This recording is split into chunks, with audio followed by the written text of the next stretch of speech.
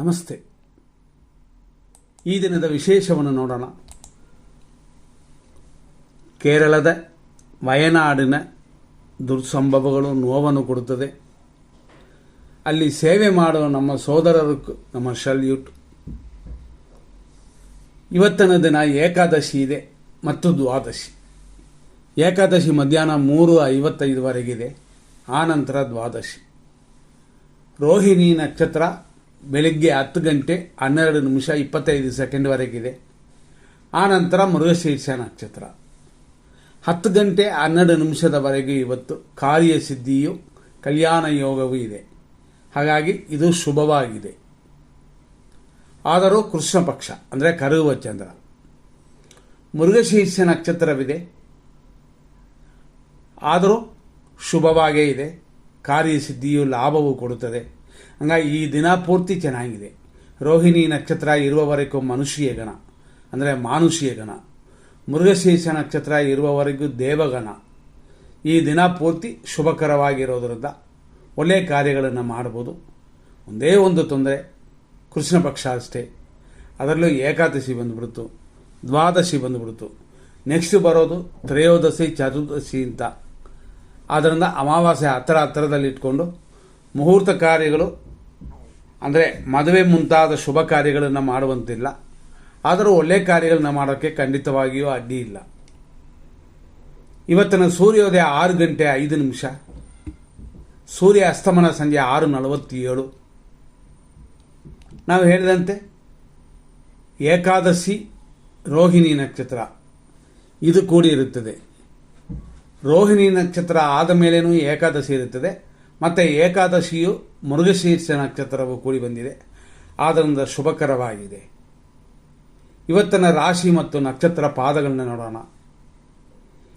ಬೆಳಗ್ಗೆಯಿಂದ ಸುಮಾರು 10:15 ರಾತ್ರಿಯವರೆಗೂ ವೃಷಭ ರಾಶಿ, ಆ ನಂತರ ಮಿಥುನ ರಾಶಿ ಬರುತ್ತದೆ. ಇವತ್ತು ರೋಹಿಣಿ ನಕ್ಷತ್ರ 4ನೇ ಪಾದ ಬೆಳಗ್ಗೆ 6:05 10:12 ಇಷ್ಟಕ್ಕೆ ರೋಹಿಣಿ ನಕ್ಷತ್ರವೆಂಬುದು. ಇಲ್ಲಿಂದ ಮೃಗಶೀರ್ಷ ನಕ್ಷತ್ರ ಪ್ರಾರಂಭ 10:12 ಸಂಜೆ 4:13 ಸಂಜೆ 4:13 ರಾತ್ರಿ 10:15 ಮೃಗಶೀರ್ಷ ನಕ್ಷತ್ರ 2ನೇ ಪಾದ. ಆ ನಂತರ ಬೆಳಗಿನ ಜಾವ 4:19 ಮೃಗಶೀರ್ಷ ನಕ್ಷತ್ರ 3ನೇ ಪಾದ. ಅಂದರೆ 10:15 ಈ ಸಮಯಕ್ಕೆ ಮೃಗಶೀರ್ಷ ನಕ್ಷತ್ರ 2ನೇ ಪಾದ ಮುಗಿಯುತ್ತದೆ. ಇಷ್ಟಕ್ಕೆ ವೃಷಭ ರಾಶಿಯೂ ಮುಗಿಯುತ್ತದೆ. ಇಲ್ಲಿಂದ ಮಿಥುನ ರಾಶಿ ಪ್ರಾರಂಭ 3ನೇ ಪಾದದಿಂದ. ಬೆಳಗಿನ ಜಾವ 4:19 ಮೇಲೆ ನಾಳೆಯವರೆಗೂ ಮೃಗಶೀರ್ಷ ನಕ್ಷತ್ರವೇ ಇದೆ. ಅಂದರೆ ನಾಳೆ ಗುರುವಾರಕ್ಕೆ. ಈ ರೀತಿಯಾಗಿ ಇವತ್ತಿನ ನಕ್ಷತ್ರಗಳಿದೆ. ಇವತ್ತಿನ ಮಟ್ಟ ಮಧ್ಯಾಹ್ನ 12:26. ರಾಹುಕಾಲ ಮಧ್ಯಾಹ್ನ 12:26 7:01 ಯಮಕಂಡ ಕಾಲ ಬೆಳಿಗ್ಗೆನೆ ಬಂದುಬಿಡುತ್ತದೆ 7:40 9:16. ಈ ರೀತಿಯಾದ ಇವತ್ತಿನ ದಿನದಲ್ಲಿ ನಕ್ಷತ್ರ ಶೂಲ ಅನ್ನೋದು ಬೆಳಿಗ್ಗೆ ಸೂರ್ಯನು ಉದಯ ಆಗುವ ಸಮಯಕ್ಕೆ ಬರುತ್ತದೆ. ಅಂದರೆ 6:05 10:12. ಈ ರೀತಿಯಾಗಿ ಇವತ್ತಿನ ದಿನವಿದೆ. ಇವತ್ತು ಯಾವ ನಕ್ಷತ್ರ ಮತ್ತು ರಾಶಿಗೆ ನಾವು ದೋಷಗಳು ಅಂತ ನೋಡಿಬಿಡೋಣ. ಬೆಳಗ್ಗೆ 6:05 ರಾತ್ರಿ 10:15 ತುಲಾ ರಾಶಿಗೆ ಚಂದ್ರಾಷ್ಟಮ ದೋಷವಿದೆ. ಅಂದರೆ ತುಲಾ ರಾಶಿಯಲ್ಲಿರುವ ನಕ್ಷತ್ರಗಳು ಚಿತಾ ನಕ್ಷತ್ರದ 3 ಮತ್ತು 4ನೇ ಪಾದ, ಸ್ವಾತಿ ನಕ್ಷತ್ರದ 4 ಪಾದಗಳು, ವಿಶಾಖ ನಕ್ಷತ್ರದ 3 ಪಾದಗಳವರೆಗೂ ತುಲಾ ರಾಶಿಯಲ್ಲಿರೋದರಿಂದ ಈ ನಕ್ಷತ್ರದಲ್ಲಿ ಹುಟ್ಟಿದವರಿಗೆಲ್ಲ ಸ್ವಲ್ಪ ದೋಷವಿದೆ. ಹಾಗಾಗಿ ಮುಹೂರ್ತ ಕಾರ್ಯಗಳು ಮಾಡಬೇಕು ಅಂತಂದರೆ ಖಂಡಿತವಾಗಿ ಯೋಚನೆ ಮಾಡಿ. ಬಂಡವಾಳ ಹಾಕೋದನ್ನು ಕೂಡ ಖಂಡಿತ ಯೋಚನೆ ಮಾಡಬೇಕು. ಇದರಲ್ಲಿ ಈ ಥರ ಇರೋದರಿಂದ ನೋಡಿಕೊಂಡೇ ಕಾರ್ಯಗಳನ್ನ ಮಾಡಬೇಕಾಗ್ತದೆ. ಇಲ್ಲವಾದರೆ ನಾವೇ ಸಿಗಾಕೊಳ್ಳೋದು. 7:40 9:16 ಯಮಕಂಡ ಕಾಲ ಅಂತಂತೀವಿ. 12:01 12:51 ದುರ್ಮುಹೂರ್ತ ಪಂಚಕ. 12:26 2:01 ಮಧ್ಯಾಹ್ನದವರೆಗೂ ರಾಹುಕಾಲ. 3:51 ಮಧ್ಯಾಹ್ನ ಅಂದರೆ PM ರಿಂದ ಸಂಜೆ 5:28 ನಕ್ಷತ್ರ ವಿಷಗಡ್ಡಿಕಾ ಕಾಲ. ಸೇಮ್ ಟೈಮಲ್ಲಿ 5:45 ಅಂದರೆ 28 ಮುಗಿದ ಮೇಲೆ ಸ್ವಲ್ಪನೇ ಅಲ್ಲಿ ಗೇಪ್ ಇರ್ತದೆ. 5:45 7:39 ಮೃತ್ಯು ಪಂಚಕವಿದೆ. ರಾತ್ರಿ 10:15 ಮೇಲೆ ವೃಶ್ಚಿಕ ರಾಶಿಗೆ ಚಂದ್ರಾಷ್ಟಮ ಪ್ರಾರಂಭ. ವೃಶ್ಚಿಕ ರಾಶಿಯವರು ನೀನು ರಾತ್ರಿ ಮಲಗುವ ಟೈಮು. ಕೆಲವರು ಮಾತ್ರ ಯಾವುದಾದ್ರು ಪ್ರಾರಂಭದಲ್ಲಿ ಏರ್ಪಾಡಲ್ಲಿ ಇದ್ದಾರೆ, ಅವರುಗಳು ನೋಡ್ಕೊಳ್ಳಿ, ಶುಭವಾಗಿಲ್ಲ. ರಾತ್ರಿ 11:01 12:49 ಮೃತ್ಯು ಪಂಚಕವಿದೆ. ಬೇರೆ ಊರುಗಳಿಗೆ ಹೋಗೋದಕ್ಕೆ ಪ್ರಯಾಣದಲ್ಲಿ ಇರುವವರು ಎಚ್ಚರ. ಬೆಳಗಿನ ಜಾವ 4:40 6:05 ವಿಷಘಟಿಕಾ ಕಾಲ. ಇದೆಲ್ಲ ಅಶುಭ ಸಮಯಗಳು. ಈ ಇರೋದರಲ್ಲಿ ಒಳ್ಳೆಯ ಟೈಮ್ನ ನೋಡೋಣ. 6:05 7:38 ಈ ಸಮಯ ಶುಭ ಸಮಯ. ಆದರೆ ತುಲಾ ರಾಶಿಯವರಿಗಲ್ಲ, ಯಾಕೆಂದರೆ ಅವರಿಗೆ ತುಲಾ ಚಂದ್ರಾಷ್ಟಮ ಬರುತ್ತದೆ. 9:18 11:59 ಒಂದು ಶುಭ ಸಮಯ. ಮಧ್ಯಾಹ್ನ 2:03 3:49 ಒಂದು ಶುಭ ಸಮಯ. ಸಂಜೆ 5:30 5:43 ಶುಭ ಸಮಯ. ಅದೇ ಥರ ಸಂಜೆ 7:41 ರಾತ್ರಿ 10:58 ಶುಭ ಸಮಯ. ಮತ್ತು ರಾತ್ರಿ 12:51 ಬೆಳಗಿನ ಜಾವ 4:38 ಶುಭವಾಗಿದೆ. ಈ ಸಮಯಗಳನ್ನು ನೋಡಿಕೊಂಡು ನಿಮ್ಮ ಕಾರ್ಯಗಳನ್ನು ಮಾಡಬಹುದು. ಏಕೆಂದರೆ ಒಳ್ಳೆಯ ಟೈಮಲ್ಲಿ ಮಾಡುವ ಕಾರ್ಯಗಳಲ್ಲಿ ಜಯ ಉಂಟು. ಅದರಲ್ಲೂ ಅಮೃತ ಗಳಿಗೆ ಅಂತಂತೀವಿ. ಅಮೃತ ಗಳಿಗೆ 7:02 ಮೇಲೆ ಬರುತ್ತದೆ. 7 ನಿಮಿಷ 2 ಗಂಟೆ ಮೇಲೆ ಬರುತ್ತೆ ಅಂತಂದರೆ 8:37 ಅಮೃತ ಗಳಿಗೆ. ಆದರೂ ಇದರಲ್ಲಿ ನಾವು 7:02 7:38 ಆದ ಸಮಯವನ್ನು ಸೆಲೆಕ್ಟ್ ಮಾಡ್ಕೋಬೋದು. ಅದೇ ಥರ ಶುಭ ಪಂಚಕ ಅಂತ ಬರುತ್ತದೆ. ಈ ಪಂಚಕದ ಸಮಯ 7:15 9:18. ಆದರೂ ನಾವು ತಗೋಬೇಕಾಗಿರುವ ಸಮಯ 7:15 7:38. ಅದೇ ಥರ ಇನ್ನೊಂದು ಗುರು ಹೊರೆ ಅಂತ ಬರುತ್ತದೆ. ಇದು 9:16 ಮೇಲೆ ಸ್ಟಾರ್ಟ್ ಆಗುತ್ತದೆ. ಹಂಗಾಗಿ 9:18 10:19 ಗುರು ಹೊರೆ ಒಳ್ಳೆಯ ಕಾರ್ಯಗಳು ಮಾಡೋಕ್ಕೆ ಇದನ್ನು ನೀವು ಸೆಲೆಕ್ಟ್ ಮಾಡ್ಕೋಬೋದು. ಮತ್ತೊಂದು ಒಳ್ಳೆಯ ಸಮಯ ಅಂತಂದರೆ ಈ ಸಮಯವನ್ನು ನಾವು ಅಂತೀವಿ ಶುಭ ಪಂಚಕ ಅಂತ. ಇದು ಬರೋದು 10:12 ಮೇಲೆ. ಹಂಗಾಗಿ 10:12 ಮೇಲೆ 11:20 ಶುಭವಾಗಿದೆ. ಇರೋದರಲ್ಲಿ ಒಂದು ಒಳ್ಳೆಯ ಟೈಮು ಅಂತ. ಮತ್ತು ಶುಕ್ರ ಹೊರೆ ಅಂತ ಬರುತ್ತದೆ. ಆದರೆ ಇದು ಬರೋದು 12:26 ಮೇಲೆ. ಆದರೆ ಆ ಟೈಮಲ್ಲಿ ಶುಭ ಸಮಯವಲ್ಲ. ಆದ್ದರಿಂದ ಈ ಸೆಲೆಕ್ಷನ್ ಸರಿಯಾಗಿರಲ್ಲ. ವಿಜಯ ಮುಹೂರ್ತ ಅಂತ ಒಂದು ಬರುತ್ತದೆ. ಅದು ಮಧ್ಯಾಹ್ನ 2:33 ಮೇಲೆ ಬರುತ್ತದೆ. ಹಂಗಾಗಿ 2:33 ಮೇಲೆ 3:24 ವಿಜಯ ಪಂಚಕ ಬರುತ್ತದೆ, ಅಥವಾ ವಿಜಯ ಮುಹೂರ್ತ ಅಂತಾನೂ ಇದನ್ನು ಅನ್ನಬಹುದು. ಹಂಗಾಗಿ ಈ ವಿಜಯ ಮುಹೂರ್ತದಲ್ಲಿ ಕೆಲವು ಕಾರ್ಯಗಳನ್ನ ಮಾಡಬಹುದು.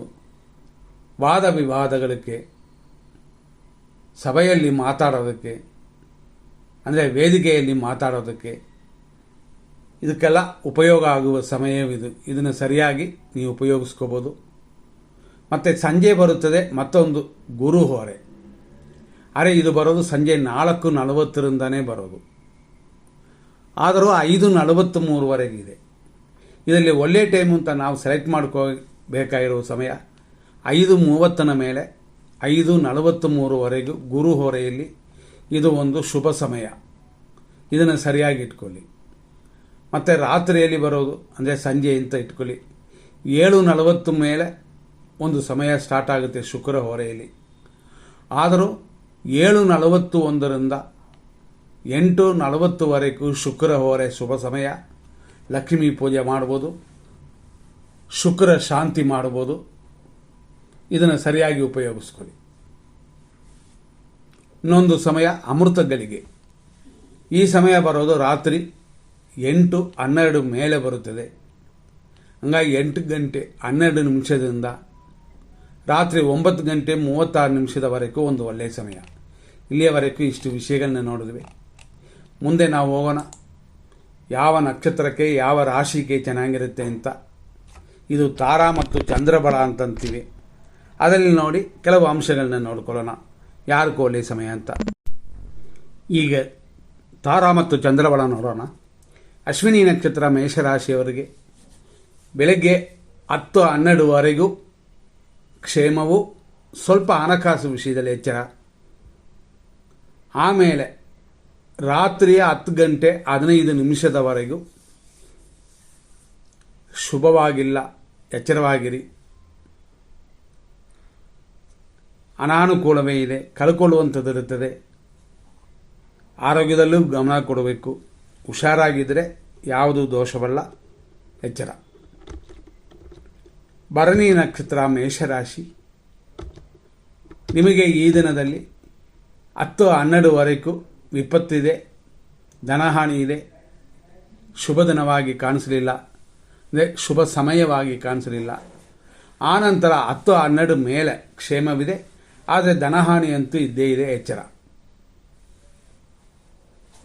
ನಂತರ ನೋಡುವಂಥದ್ದು ಕೃತಿಕಾ ನಕ್ಷತ್ರ ಮೇಷರಾಶಿ, ಸಂಪತ್ತಿದೆ 10-12ವರೆಗೂ. ಆನಂತರ ಏಟು ಗಾಯಗಳಿದೆ, ಸಮಯ ಉತ್ತಮವಾಗಿಲ್ಲ, ರಾತ್ರಿವರೆಗೂ ಎಚ್ಚರವಾಗಿರಬೇಕು. ಕೃತಿಕಾ ನಕ್ಷತ್ರ ವೃಷಭ ರಾಶಿ, ಮೇಷರಾಶಿ 1ನೇ ಪಾದ, 2, 3, 4ನೇ ಪಾದಗಳು ಅದು ವೃಷಭ ರಾಶಿಗೆ ಬರುತ್ತದೆ. ಹಂಗಾಗಿ ಸಂಪತ್ತು ಧನಹಾನಿಯಿಂದ 10-12ವರೆಗೂ ವೃಷಭ ರಾಶಿ, ಮೇಷರಾಶಿ ಎರಡರಲ್ಲೂ ಕಂಪೇರ್ ಮಾಡಿದ್ರೆ ಸಂಪತ್ತು ಅನ್ನೋದು ಕೃತಿಕಾ ನಕ್ಷತ್ರಕ್ಕೆ ಇವತ್ತು ಇದೆ, ಅದು ಶುಭವಾಗಿದೆ. ಆದರೂ ಸಮಯ ವೃಷಭ ರಾಶಿಗೆ ಆ ರಾಶಿ ಆ ನಕ್ಷತ್ರ ನಡೆಯುವ ಸಮಯದಲ್ಲಿ ಶುಭವಾಗಿರುತ್ತದೆ, ಅದನ್ನು ನೋಡ್ಕೊಳ್ಳಿ. ಯಾಕೆಂತಂದರೆ ಶರೀರ ಸುಖ ಅಂತ ಬರುತ್ತದೆ. ಆದರೂ ವೃಷಭ ರಾಶಿಗೆ ವಿಪತ್ತು ಅಂತ ಇರೋದರಿಂದ ಎಚ್ಚರ. ರೋಹಿಣಿ ನಕ್ಷತ್ರ ವೃಷಭ ರಾಶಿಗೆ ಜನ್ಮತಾರೆ. ಶರೀರ ಸುಖ 2 ಥರ ಇದೆ. 50% ಚೆನ್ನಾಗಿರೋದು ಇದು 10-12ವರೆಗೂ. ಆ ನಂತರ ಅನುಕೂಲವಿದೆ ರಾತ್ರಿಯವರೆಗೂ.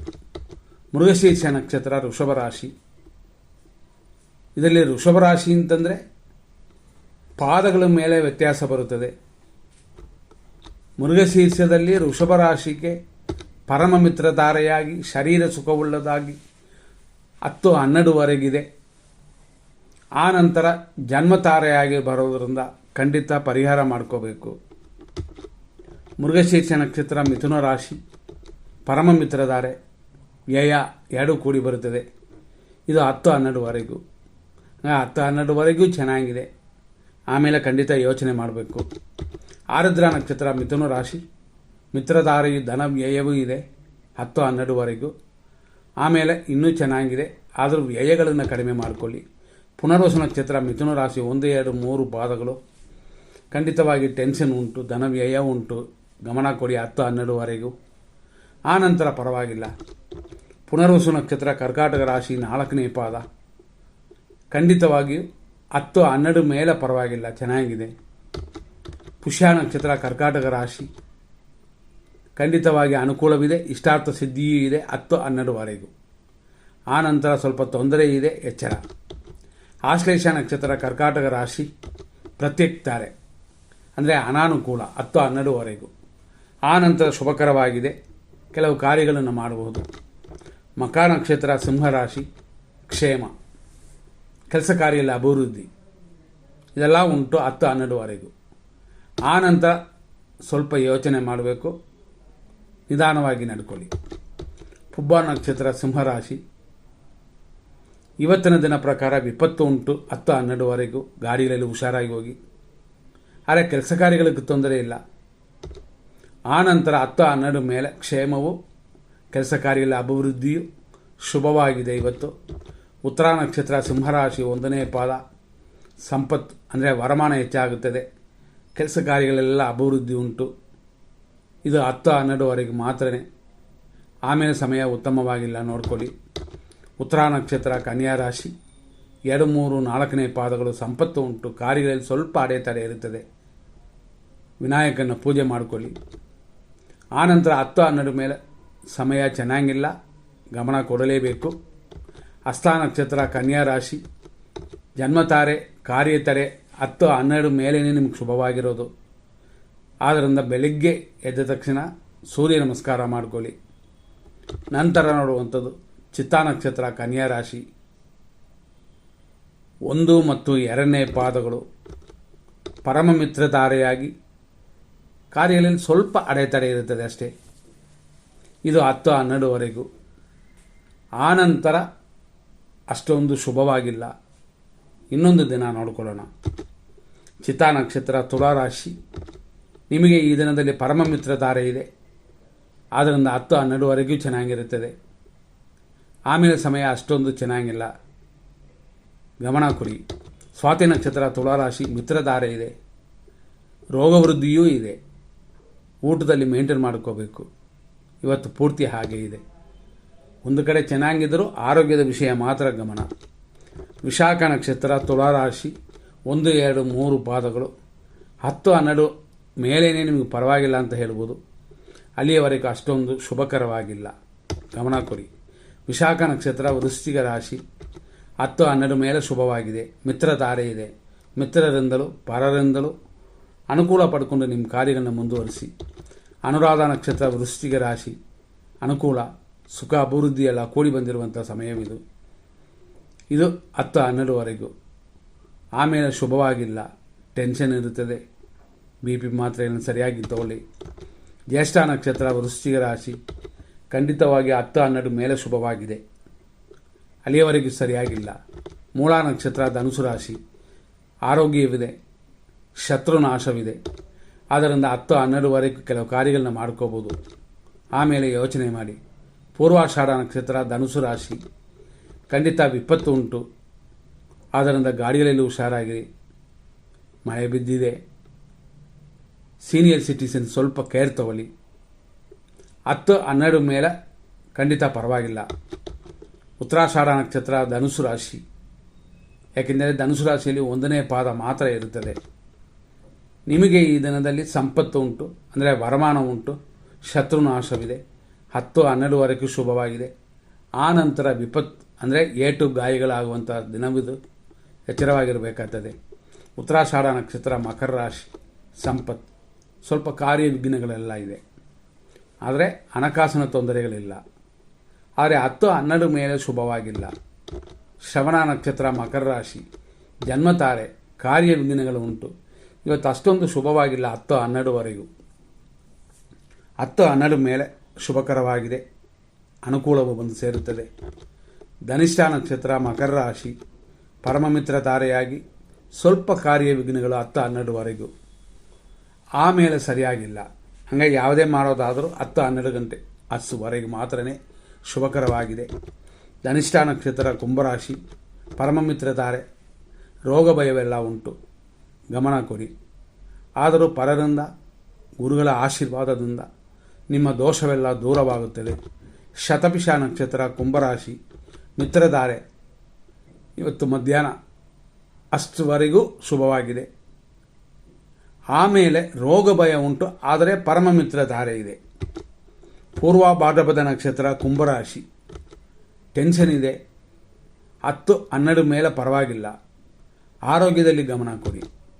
ಪೂರ್ವ ಭಾದ್ರಪದ ನಕ್ಷತ್ರ, ಮೀನರಾಶಿ, ಟೆನ್ಷನ್ ಉಂಟು, ಲಾಭಕ್ಕೇನು ತೊಂದರೆಗಳಿಲ್ಲ. ಆದರೂ 10, 12 ಮೇಲೆ ಎಲ್ಲವೂ ಚೆನ್ನಾಗಿದೆ. ಉತ್ತರ ಭಾದ್ರಪದ ನಕ್ಷತ್ರ, ಮೀನರಾಶಿ, ಖಂಡಿತ ಅನುಕೂಲವಿದೆ ಇವತ್ತು ಬೆಳಗ್ಗೆ 10, 12ವರೆಗೂ. ಆಮೇಲೆ ಸ್ವಲ್ಪ ಟೆನ್ಷನ್ ಇಲ್ಲದೆ ನೋಡ್ಕೊಳ್ಳಿ. ರೇವತಿ ನಕ್ಷತ್ರ, ಮೀನರಾಶಿ, ಲಾಸ್ಟ್ ನಕ್ಷತ್ರ, ಇವತ್ತು ಬೆಳಗ್ಗೆ 10, 12ವರೆಗೂ ಪ್ರತ್ಯೇಕ್ತಾರೆ. ನಿಮ್ಮ ಕಾರ್ಯಗಳಲ್ಲಿ ಜಯವಿಲ್ಲ ಅಂತ ಬರೋದರಿಂದ ಗಮನ ಕೊಡಬೇಕು. ಆಮೇಲೆ ಅನುಕೂಲವಿದೆ. ಇಲ್ಲಿಯವರೆಗೆ ಇಷ್ಟು ವಿಷಯಗಳನ್ನ ನೋಡಿದ್ವಿ. ಮುಂದಿನ ಸಂಚಿಕೆಯಲ್ಲಿ ನೋಡೋಣ. ನಮಸ್ಕಾರ.